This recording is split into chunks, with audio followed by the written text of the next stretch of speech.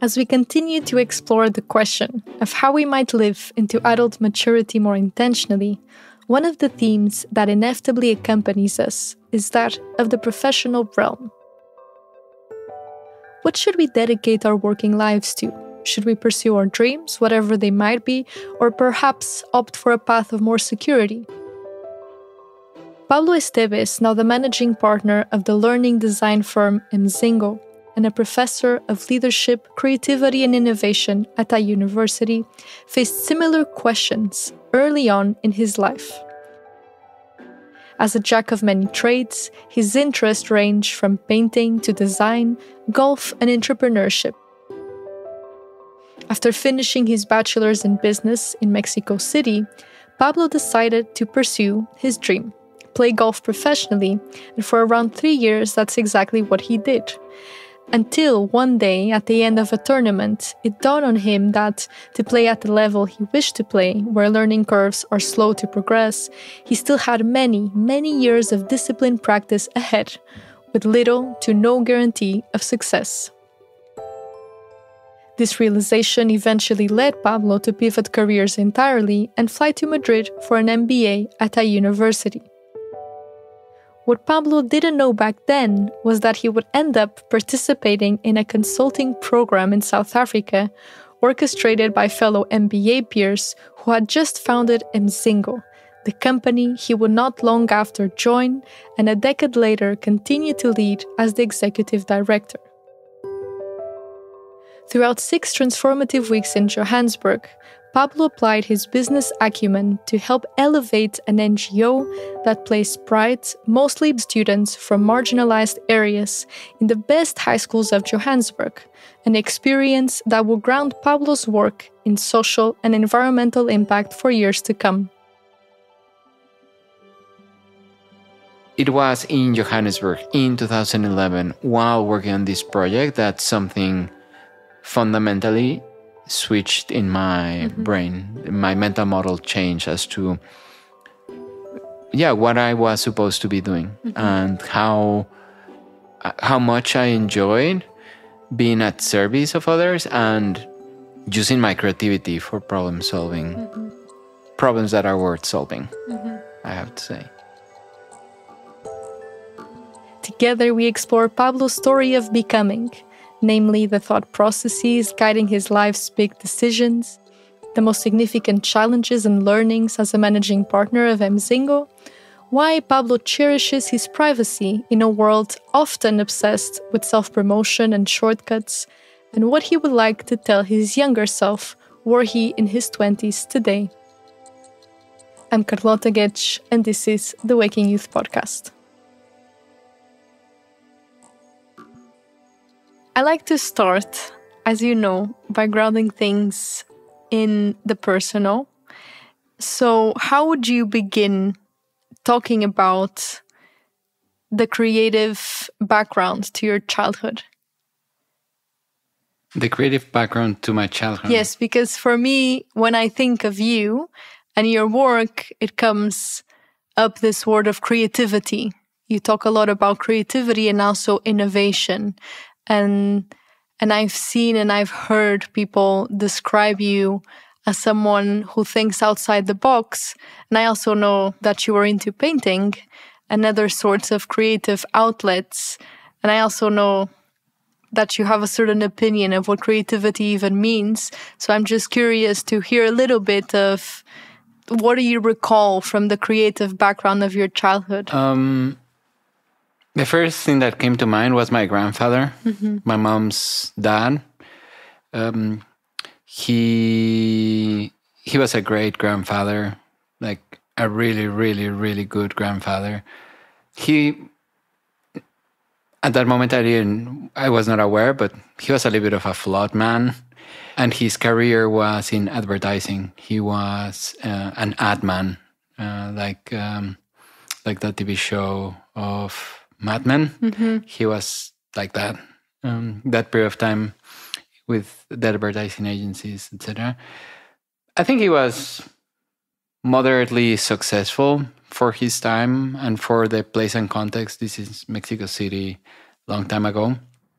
And throughout my childhood, he was a very powerful force for exploring my creativity. So he would encourage painting. He would encourage making mistakes with different mediums, watercolors.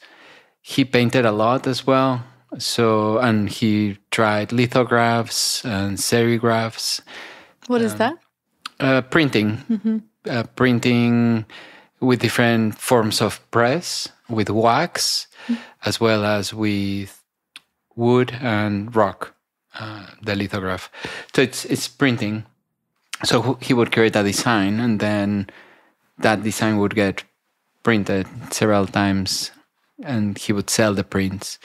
So I think that, he was very creative, and he was very funny. He enjoyed making jokes and taking me to museums, me and my brother. Yeah, it was mostly all like art endeavors and animals and photos and all of that. So he was a very important influence in creativity for me. Yeah, so I think that's the first thing that comes to mind. And then, throughout throughout my childhood, there was always a lot of space to try and make mistakes. Okay. For example, what did you do? Did you paint? How old were you? Until when? I think that from probably as early as 2 years old until probably 14, 15, I enjoyed making drawings. I like sculpture. I like painting. I like drawing. I like building things with Lego pieces. A lot of role playing with toy figures and things like Playmobil and Lego and action figures. Me and my brother created like these super complex stories with that. Sometimes he was outdoors, so we would build things with rocks and wood and pieces of mud and water and like play with our toy figures there. And then was it also that grandfather that nourished your interest and study of nature and the animals? Yes. Yes. He was, my grandfather also was a very big influence in reading, and particularly reading books about a knowledge subject. So it was not necessarily nonfiction. It was more like reference books, right? Like, here's a book about boats and sailboats. Here's a book about animals of North America. Here's a book about dinosaurs. Here's a book about birds. And the illustrations of those books were beautiful and the photos were spectacular. So that also sparked a lot of curiosity and creativity for me. Yeah.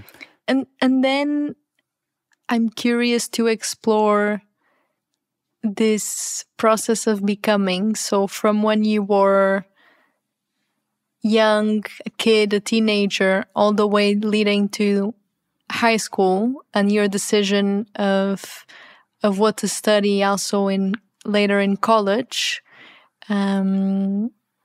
because you painted actually until quite late. So I'm curious if you ever pondered doing art a bit more seriously. And I also know you had some interest in architecture. So if you could guide me a little bit through that process of yours, the decision-making process of what to study, because then you choose business. So I'm just curious if at that point you were aware, and if there was a conversation inside your brain of what's to pursue, and arts and business and all of these things. Well, the painting has been always present in my life.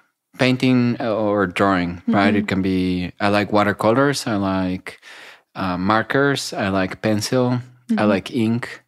The only medium that I'm not that great with is oil. But outside of that, anything that you give me. And I enjoy exploring mediums. So paper, cardboard, on wood. And to this day, like even during the pandemic, I embarked in an art project, right, where I was buying the newspaper on a daily basis, because that was the only thing that, or one of the three things that you were allowed to do in Madrid while the state of emergency, the very first days of that.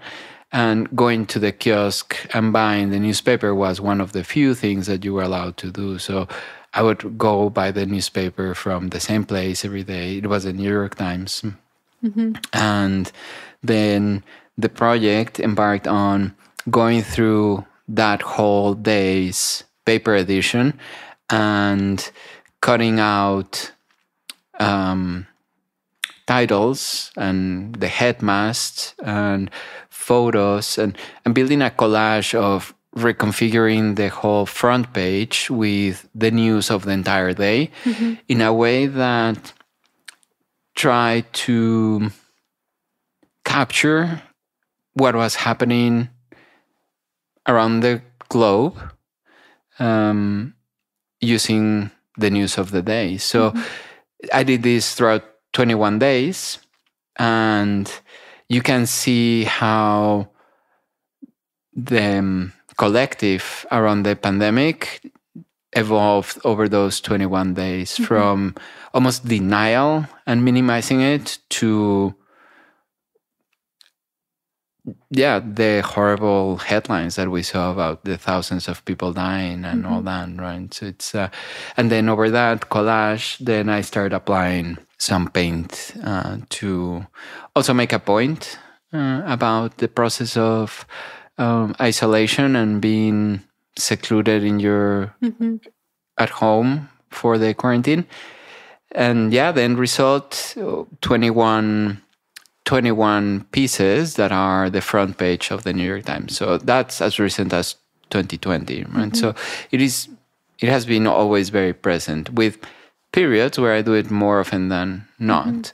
And then I wanted to be an architect or an industrial designer, and that was something that it was very serious. It was like I was considering it seriously when I was 15, 16, 17. And unfortunately, I had parents that were very good at discouraging doing that because there was not a lot of perceived career paths in Mexico. And so the industrial design came from your desire, or was it a mentor that inspired you to consider it? The industrial designer was an option, as in like, well, if you're not going to study architecture, at least like an option could be industrial designer.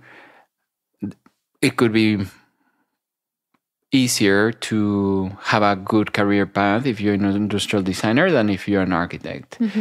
That was a perceived assumptions, and those were the messages that I received, right? The messages I received were around there's not a lot of architects and positions, and this is 20 years ago, and the world has changed. And at that point in time, the exposure that I had and the possibilities that were at my reach made more sense to study something more practical and easier to plug anywhere, right? That's why I studied a bachelor in business. In business. Yeah. So, that's having parents that do a good job at discouraging you. And how was that? And I don't hold any grudge. I mean, I understand where they were coming from and their concerns, and also their realities and the information that they had, and they were looking out for me. So, I love them for making that effort of. I don't think that it's easy to try to. How do you say this? I don't think that it's easy to put out a fire of your kids and try to nudge them away of the things that they love, because you're protecting them. I guess that there are parents that say, no, do whatever you want, and then the kid ends up badly. Or not. or not. But you don't know. Nobody can predict the future. So, but yeah, I guess that as a parent, it won't be easy to do that. So what was going on with you then when you were studying business? I know you also worked at a magazine. Was that around that period? Yeah, that and also was the cafe. Yeah, so when I was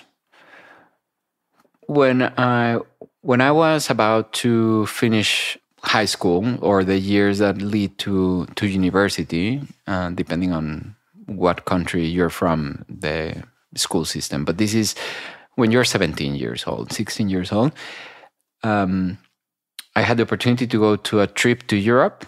And then after that trip to Europe, there was, I would say, there was a little bit of a pressure to work. Not necessarily because my family needed me to work. That was not the case. It was actually very far from that.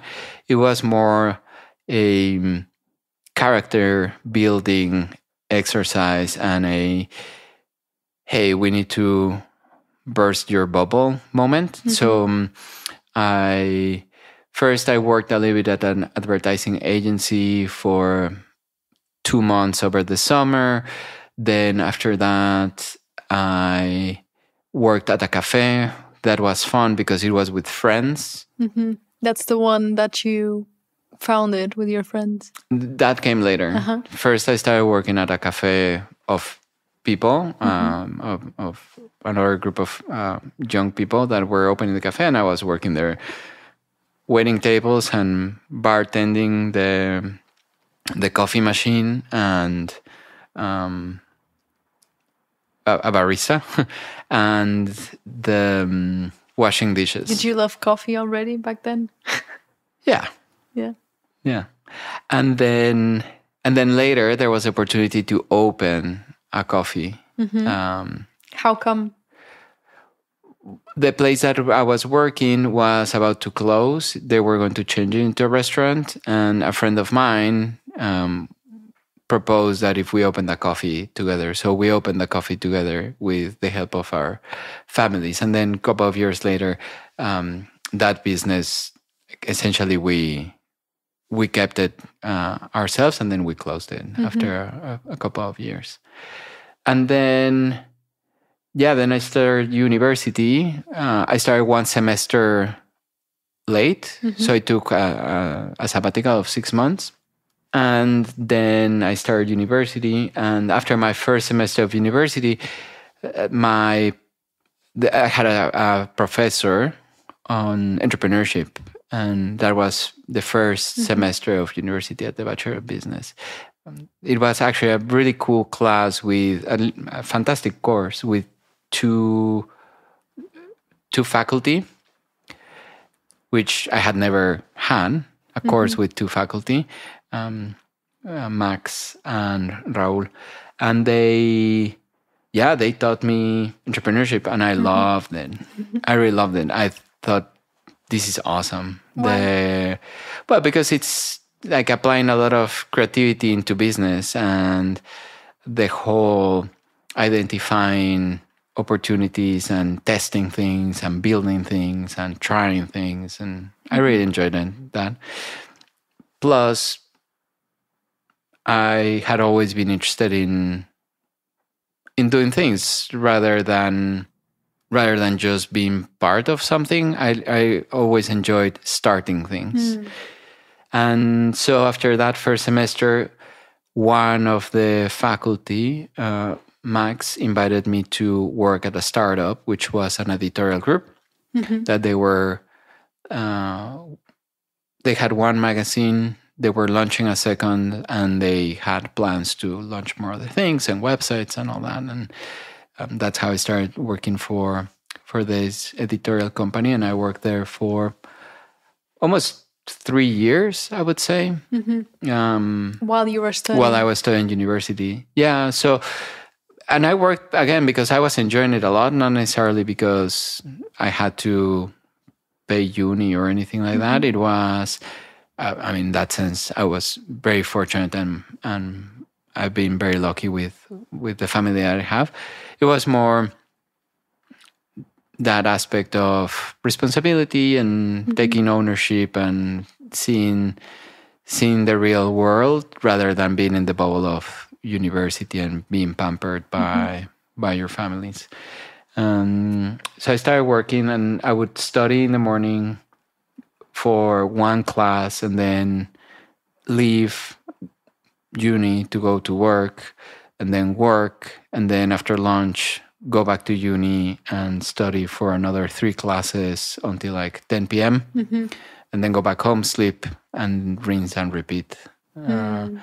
Yeah. So I actually finished university 1 full year later than my peers because I started 6 months late, and I finished 6 months late because I was missing some subjects because I couldn't have the normal workload. And then in the summers, I also studied classes. The university had the opportunity to do certain summer courses. So that way, I was not very far behind from the program. I like that model where you can choose your workload with the university. And, yeah. And was that drive intrinsic, you would say? Or was there someone pushing you? And because for you to make that decision of juggling those multiple activities, where did that drive come from? Well, it comes from many places. It comes from one. I'm a person that I can confidently say that is very driven. I like doing things. I like doing things in a certain way. I like things to be done with a certain level of quality and professionalism. And that is both nurture and nature. And my parents, particularly my mom, drive a lot of that nurturing excellence. And of course, my grandfather, for example, etc. And also seeing my dad is also a person that is very driven and very successful in his own professional career. So I had role models. I had external structures to nudge those behaviors. I had also the inner drive. And then I can say that, for example, during the period of the magazine, it was just the nature of the work, right? Like the people that I was surrounded, and this person that was the faculty at the university, and then my colleague when I started working at the magazine, and I can say my friend, he pushed for quality and excellence. So it was also the nature of the job that was fun and learning, and like it was an exciting time. Yeah. And then was golf already in the picture at this point? Yes, I had been playing golf for a while now, and I was taking it seriously. I also knew that I had to finish university before maybe committing to it full time. But certainly during the period that I was in university and working in the magazines, I was making space for golf. And I remember that, for example, with some of the people from the magazine, we would go and play golf maybe in a weekend or with a client or something like that. So it was also a way of socializing, but I was taking it seriously, as in like I wanted to be a golf pro. And then you finished uni?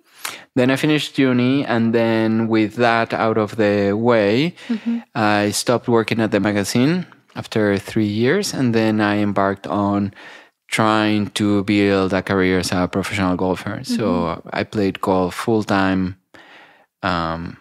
Tuesday through Sunday mostly, and training in the morning,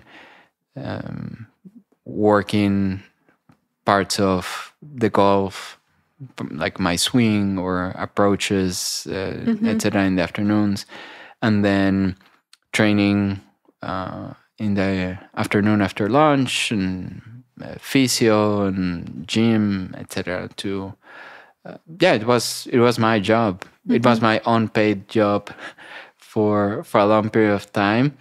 And again, I was very fortunate that I had the family support, the structure. So this time they supported you with that dream of yours. Yes, they supported to the extent of the possible, and nudging me in the right directions and trying to open doors. So yeah, they supported. And how was the process internally for you to make that decision of, okay, I'm going to try to make this work? Was that easy for you? Was there self-doubt? How was that? No, that was super easy. It was like, this is my job. I love my job. I'm in nature all day. I'm starting something, and golf is a very particular sport because you're mostly playing against yourself and against the course. Sure, if you're in a tournament, you're playing against others, but in the tournament, you're not paying too much attention to what others are doing. If you're paying attention to what others are doing or worrying too much about what's happening around you, you probably will play poorly. Golf is a game where your worst enemy is in your head, and you have to be able to rebound very quickly from something going poorly. So for me, golf had all of the right ingredients. It has the right mix that I got hooked on it. You require a lot of creativity to play. You can approach every shot and every hole and every course differently. You have to try things and push limits. It depends only on you to see how far you can go. So in that regard, it's very self-starting. And there is a team component with all of the people that surround you, that are supporting you and helping you, coach, trainer, psychologists, other players, your caddy, like all of these people that are supporting you and giving you different parts of the equation to be good, to really excel. And at the same time, at the end of the day, it's up to you to use all of these resources and put the hours that it requires, and the discipline and that level of perfection. And yeah, it's discipline. And what I like is that you build resilience, right? Golf, you can play amazingly one moment, and then the next hole, you don't know what's happening, and you cannot stay with that feeling or that thought too long. Otherwise, everything will go off the rails. And that's a process of learning. Many times I would really ruin a good day at golf because I was too hung up on one single mistake. So you build this resilience of letting go and rebounding from failure, facing adversity, and also enjoying the things that go well because you don't know how long they will last. Yeah. And then what happened? And then, well, you describe it very vividly in this article that was published in The Economist. You describe it as a choking. Yeah, yeah. Well, that article in The Economist is in one blog of The Economist. I don't want it to sound like I wrote for The Economist. It's in one blog of The Economist. And they were looking for stories of MBA students. And what happened, or how that article came to be, is that I was studying my MBA after golf. And how those two things are connected is I failed at golf and I had to reinvent myself. And that's why I chose to study an MBA. What happened with golf was, after several years of trying this, I want to say 4 years of trying this seriously. And by seriously, I mean full-time. The only thing that I was doing for most part of the day and the week, I realized that I would not have the level that I wanted to have by the time I wanted to have it. The learning curve of golf is steep, and then it starts becoming incremental. So when you're starting golf, small fixes make really big impact in your golf. But as you get better and better and better, that learning curve starts to plateau. And then a tiny fix won't make a big difference. So in order to start improving, minor adjustments or minor changes take a long time to start showing. And it slows down the process of improvement. It slows down quite a lot.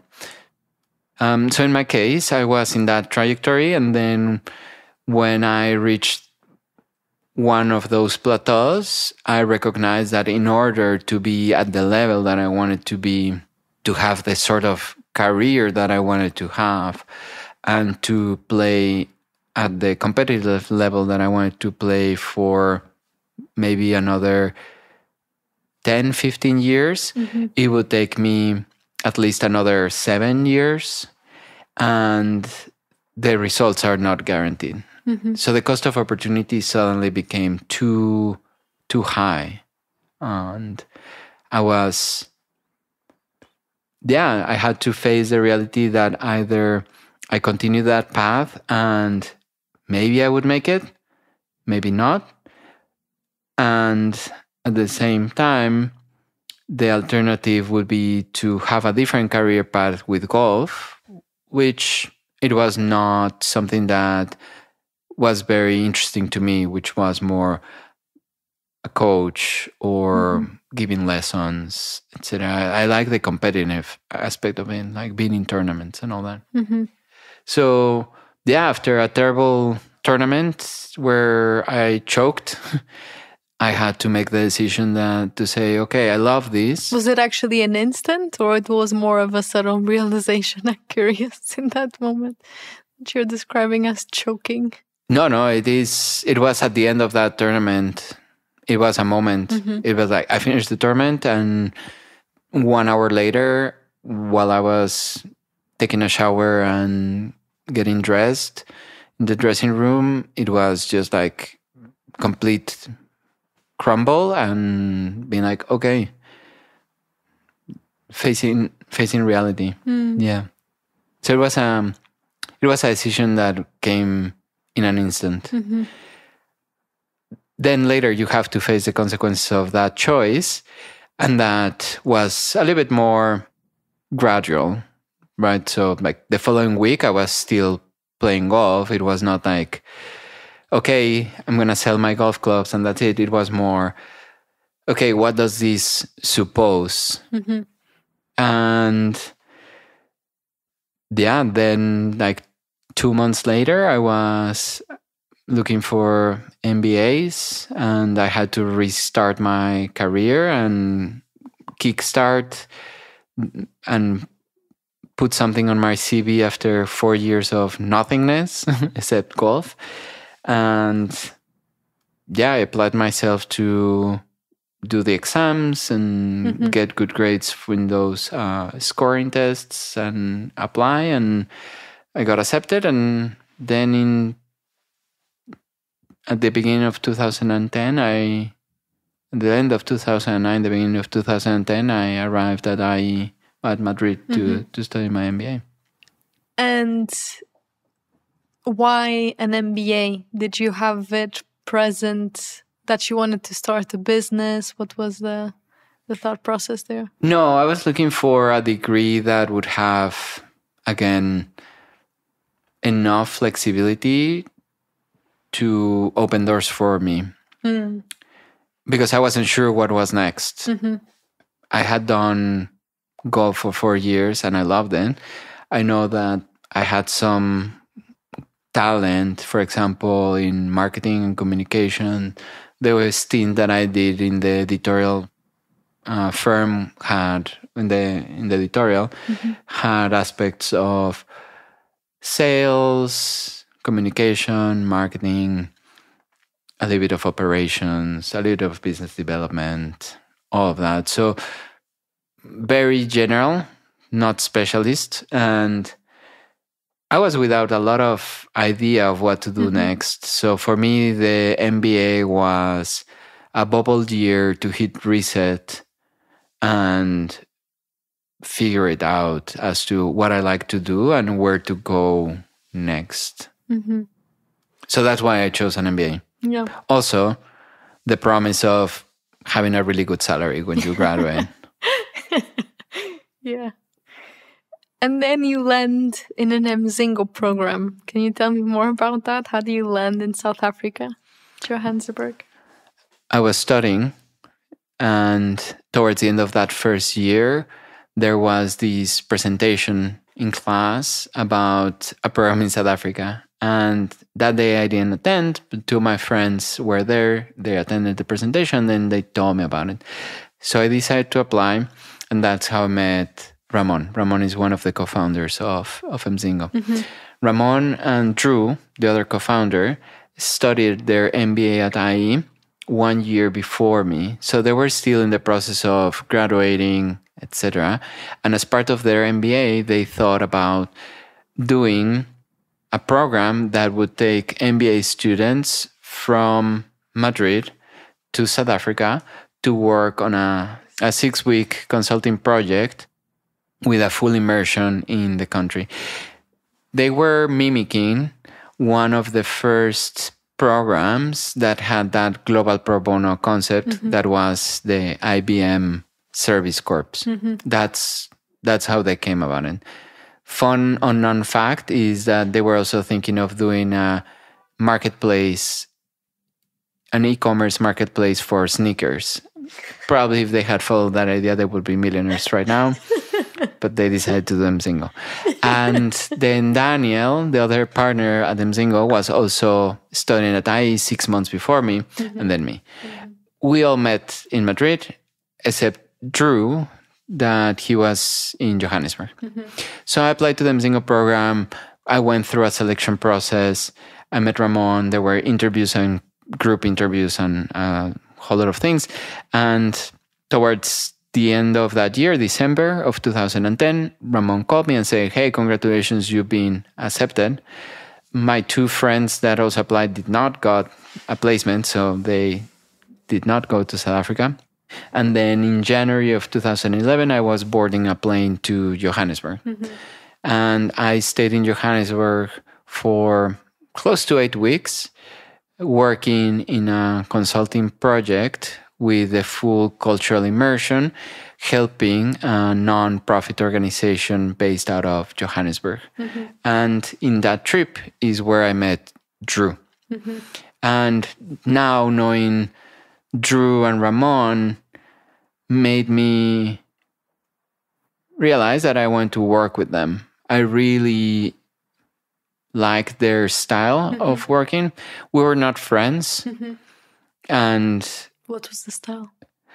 Well, they expect high quality and they're very demanding in that sense. Also, they're very creative. They are very much into innovation. They believe in social impact. And they are two people that have really good visions, right? Like they have a good, a true north of who they are. And yeah, knowing them made me want to work with them and in this project. So while I was in Johannesburg in January, or at the end of January of 2011, I told Drew, "Hey, dude, I'm gonna send you my CV because I would like to work for Emzingo when I graduate." And he said, "Well, yeah, sure. Send us your CV and we'll see." At that point in time, I thought Emzingo was a little bit bigger, a little bit more structured, a little bit more established.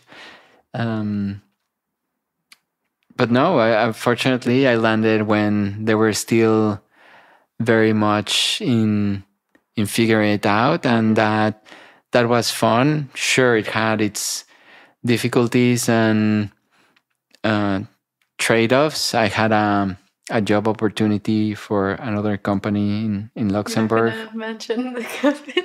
No. Why would I give them free publicity?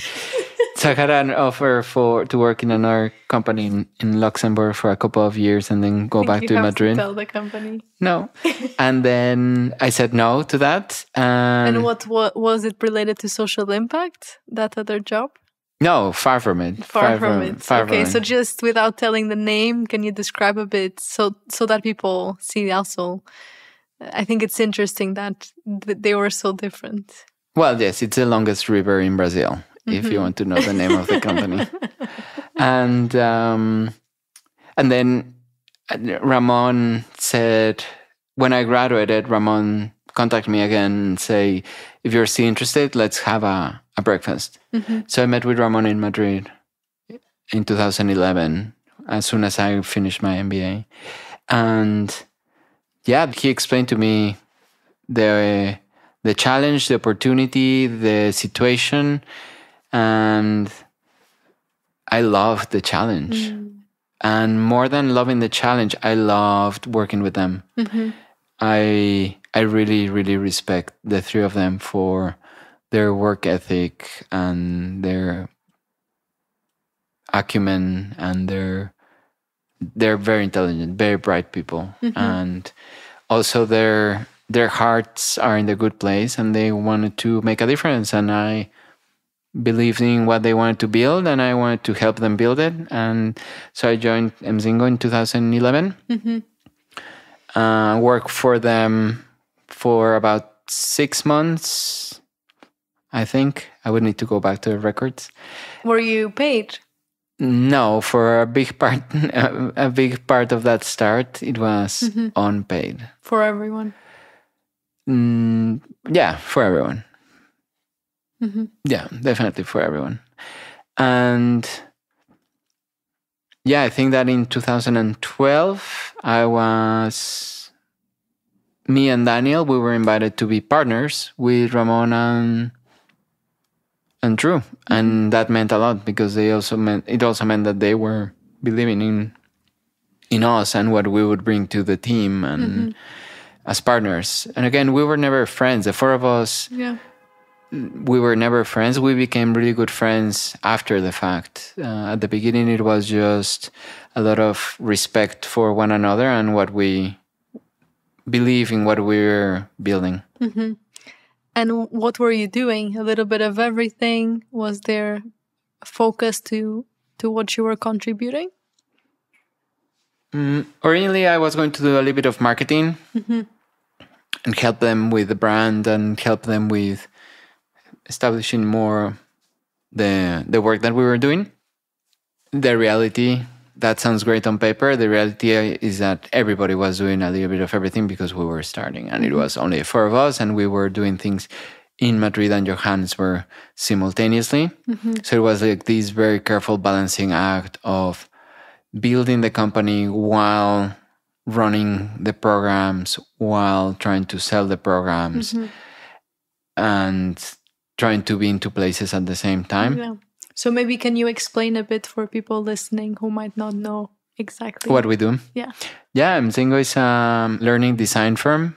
We design and facilitate learning experiences for academic institutions and companies. And we design these projects and training programs and learning experiences with the aim of inspiring what we consider is responsible leadership. So what are the skills, knowledge, attitudes, and values that we think leaders require in the 21st century?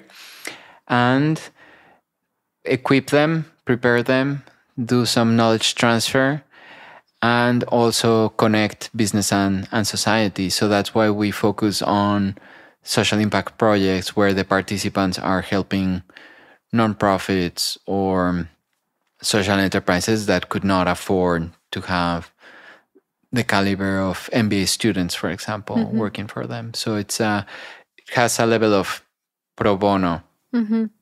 Of course, it has evolved over the past 13 years now. And we're doing much more than that. But that's what we were doing. We were designing programs for MBA students to go to places like Johannesburg and learn and put into practice what they were learning during the MBA and learn about consulting. And instead of doing it for a company that sells soda or a bank, doing it for a small community-based organization in Soweto. I think there's a stereotype of the kind of profile that studies an MBA. So an MBA student. And even more so if that student is male. And perhaps there's an expectation that you go to an industry where social impact is not the priority. I am curious if in your journey that you just shared, if you had already a longing to do something that is more directly of service and contributing to the common good, or if it was really just a surprise and luck and fate that placed you, like you said, that you skipped that day and that turn of events, and in the end you were accepted. But was there in you a longing for that kind of work even before that, Yeah. The short answer is no. There was no longing for that. I had, coming from Mexico City, and from Mexico as a country, I had a first-hand account of abject levels of poverty and the inequalities that exist in our society and the disadvantaged backgrounds and how you don't have a same starting point. And it boils down to where you were born. It boils down to, hey, congratulations, you've won the genetic lottery and you're going to be born in this family that is in this particular context with this particular set of circumstances and these particular resources. And yes, you can make the most out of it or waste it, right? Like being born in those conditions, either great optimal economic conditions or disadvantaged conditions, is not a guarantee of success or failure. And there are multiple stories on both sides of success stories that overcame adversity or leverage their fortune, and same failure stories of people that absconded or simply misuse their fortune, right? So I don't think that, for me, seeing that, sure, I was exposed, but I didn't have a drive or an interest in social impact. It was being in Johannesburg in 2011 and seeing the work that we were doing and how I could apply my skills and my talent to help others and having that direct impact. Can you give an example? Yeah, so the project that I was involved as a student in January, the first time that I was in Johannesburg, was working for a student bursary that worked almost like a foundation that would award scholarships and provide some other financial support in uniforms and books and that sort of thing to excellent students that were neglected and were studying in the public system in Johannesburg and trying to bring them to educational centers, either public or private, that were excellent and that would give them more chances and would demand more from these students. Mm-hmm. So I had the opportunity to interview students. I had the opportunity to interview alumni from this program, donors, etc., and see the power that this small organization in Johannesburg had in changing lives. And for me, that was the switch. Mm-hmm. For me, that was the thing that changed in my brain and in my mental model. That was a moment. Not before. Again, sure, I could see it. I was exposed. Volunteering and giving donations is very common in Mexico as a cultural thing. It was in Johannesburg in 2011 while working on this project that something fundamentally switched in my brain. My mental model changed as to what I was supposed to be doing and how much I enjoyed being at service of others and using my creativity for problem solving. Problems that are worth solving, I have to say. Yeah. And it has been more than 10 years now. 13. I'm counting. Yeah.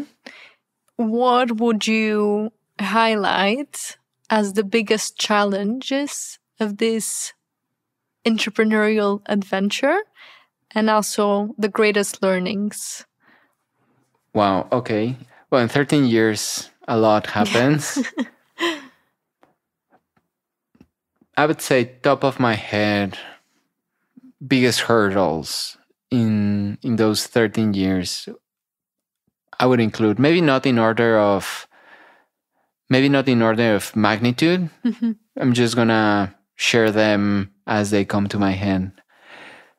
One for sure is convincing others that what you're doing works, right? That process of selling and selling your vision, but also selling your value proposition and selling whatever you're selling requires convincing others that they want to buy it. So starting with that.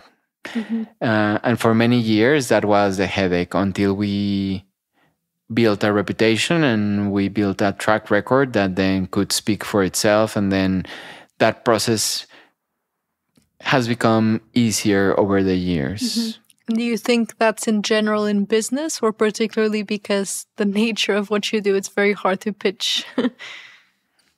Both. I think that we sell a very sophisticated, complex service that requires several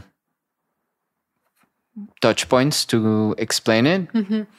It's not like selling a pen or a t-shirt.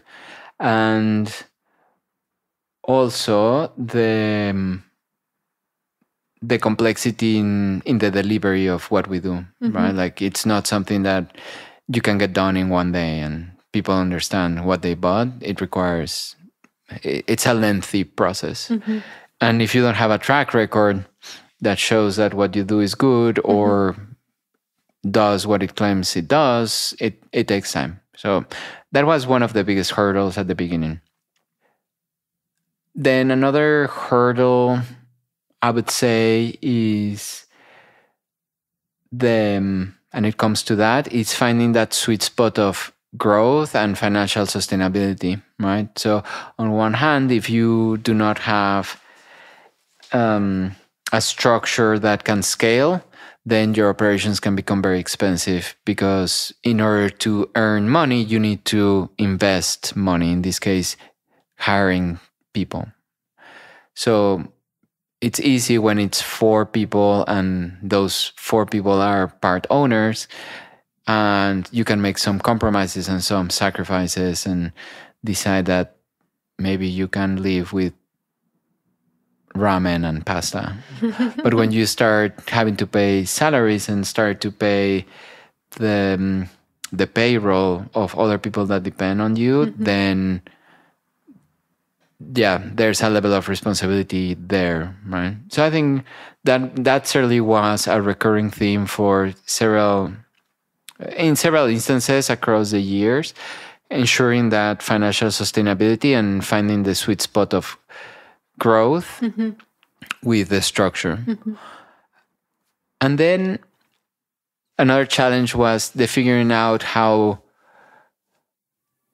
this business looked like. At the beginning, it was just one program sending students from one place to another place. And we thought, well, what else could we do? And that's when we started thinking of different schools. So reaching out to other schools that were not IE Business School, that was the first. It was a pioneer. Figuring different formats. Can we do this in 1 week, 10 days, 2 weeks instead of 6? Can we do this in 6 months instead of 6 weeks? So playing with that and not losing quality and not turning this into something that we didn't want it to be, like a travel agency or a volunteering company, etc. So that was a big challenge as well, right? Like figuring out how to build this in a way that would stay true to what it was, compounded with the other 2, right? Selling and convincing others, and then finding that financial sustainability. COVID was really challenging. It was a very tough year, 2020, more 2021 than 2020. And then answering your second part of the question related to lessons, I think for me, there are 2 big lessons that over the years have remained constant, and that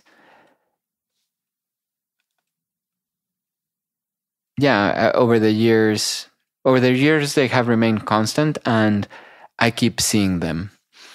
One is surround yourself with great people. So Ramon, Daniel, and Drew at the beginning, that was surrounding ourselves with great people. And then every single person that joined the team has been great. They all have different skills. They have different knowledge. They provide a different value into the machinery, or different value into the team. I like that word better than machinery. So they bring their own value to our team. Most of them are really good at more than one thing. We try to shy away from specialists and focus more on people that are good at several things rather than great at one thing. More importantly, their attitudes and their values. So for me, that's one of the biggest takeaways, is surround yourself with great people. You cannot do it alone. And if you want to really move the needle, you have to surround yourself with great people. So that's one. And then the second one is have an end goal, as in think of your project, or think about your endeavor, or think about what you're doing, how it would look like when you're not here.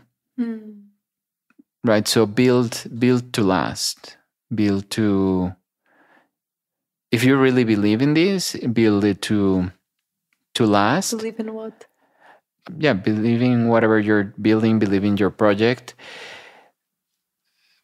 and build it to last. That when you are gone, it will continue to be there. And that requires two things. That requires an unwavering belief in what you're doing, and at the same time, a lot of creativity in how you get there. So it's having that true north, guiding star where you want to go, and then applying creativity in the way that you get there.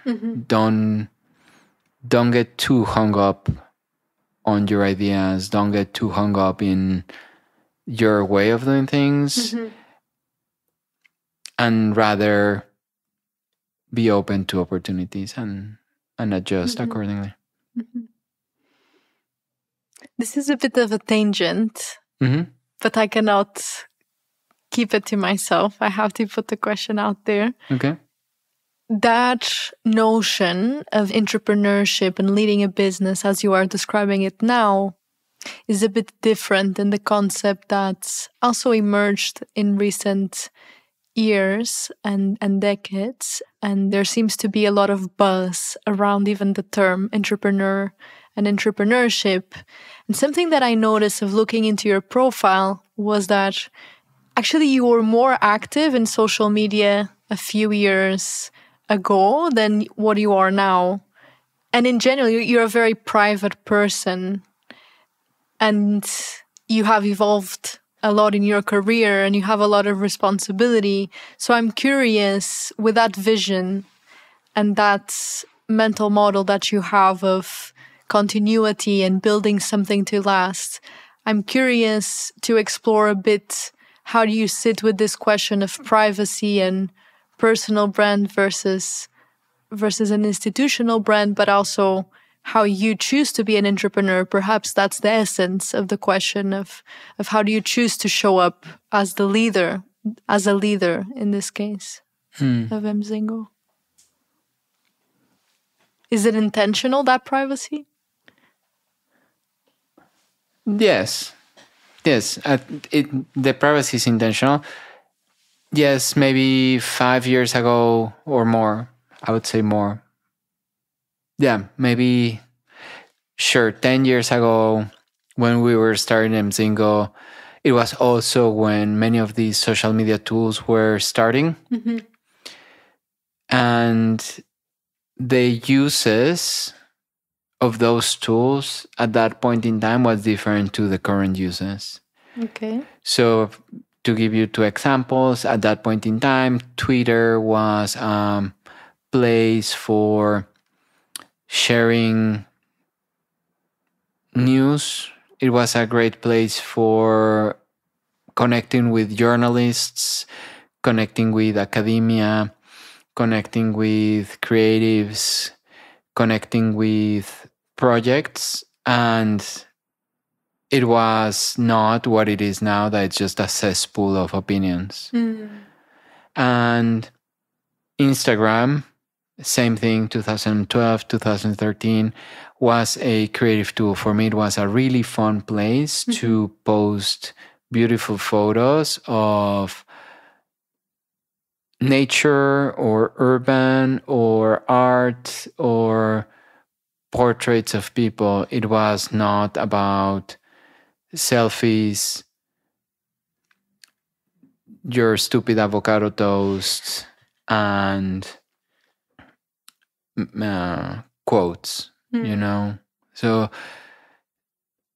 I enjoyed the tools for what they were in those years, where it was less about you as an individual, and it was more about putting things that were beautiful out there or useful or pertinent and relevant.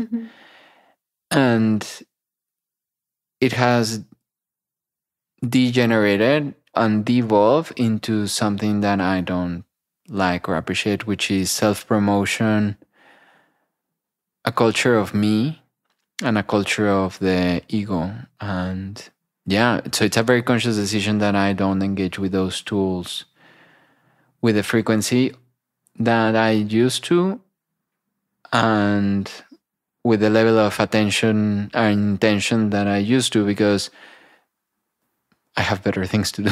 Mm-hmm. Which is also a privilege, that you can afford to not have to do those things. And I'm curious if it's also a conscious choice of how you structure your business so you're not dependent on that promotion as well.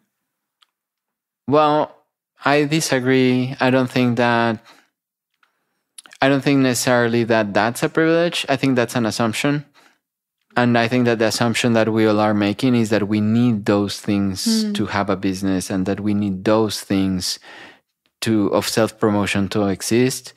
And the reality is that for I don't know how many hundreds of years, there were startups and entrepreneurs and businesses that came and went, and jobs that were created and jobs that were stopped before the advent of social media.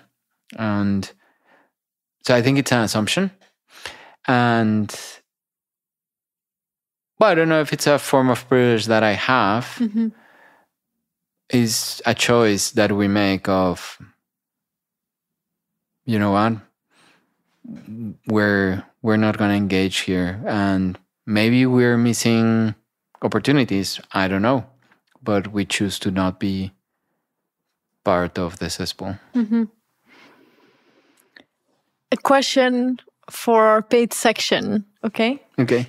What is a responsible leader to you? What are the character traits of a responsible leader to you? For me, a responsible leader is a person that doesn't necessarily have a title that gives that leadership. It's a person that shapes and shifts how people and groups attend and then subsequently respond to a situation, and that through this process of attending is placing more attention to the intentions that they're having and the emotions that they're having and the level of focus that something requires. And that through this process of awareness is able to discern the course of action that will create the greater good. And at this point in time in our society, that greater good would include both a social and environmental benefit. So for me, that's a responsible leader. It's a person that is making certain decisions that will shape and shift how people attend to things, and weaved into those decisions are environmental and social positive impacts to it. Mm-hmm. How do you try to show up as a leader? I try to show up by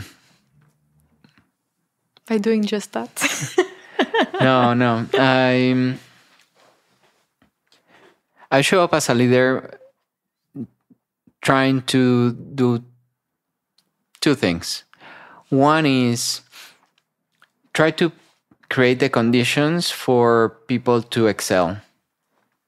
So that's my job. My job as a leader is to just do everything that I can, move every single rock, and create the right conditions or foster the right conditions for people to excel. And that can be my team, or it can be the students that I engage with, or the projects that I'm involved, etc. Right? So as a leader, that's what I want to do, is clear up the space and move everything that is at my disposal to make sure that others can excel. And I try to show up like that, and that requires also a lot of humility, recognizing that probably you're the person that knows the least, and that's why you want for others to excel. And then I try to listen. A lot of curiosity. Curiosity breeds empathy. So I try to be present. I try to show up as a person that is present in the moment and shows up for the people that I'm working with.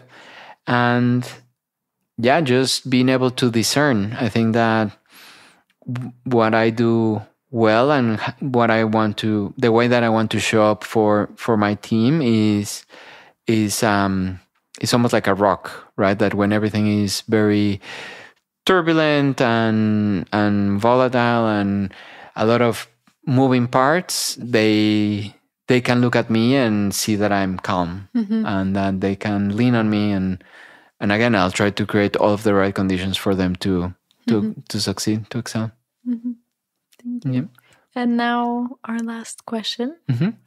If you could speak across time and share some words of wisdom or advice or just some suggestions or encouragement, whatever comes to you, what would you like to tell your 20-year-old self? I don't know, because probably if I told something to my younger self, it would have altered my path. Exactly. And I would not be here and who I am. So I was thinking, well, I would advise my younger self to put more time into exploring creativity. But that would have prevented me of doing other things that shape me or other experiences that shape me. Yeah, and probably I would say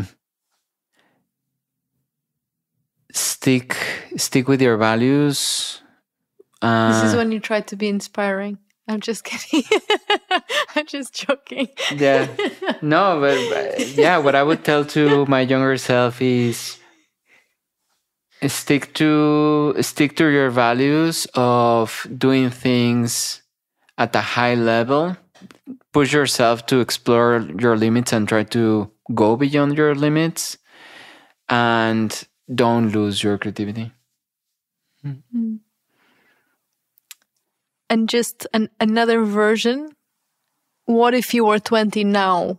What advice would you appreciate, or what words of wisdom? Because it's different to be in that process, being a young person now than when you were in your 20s.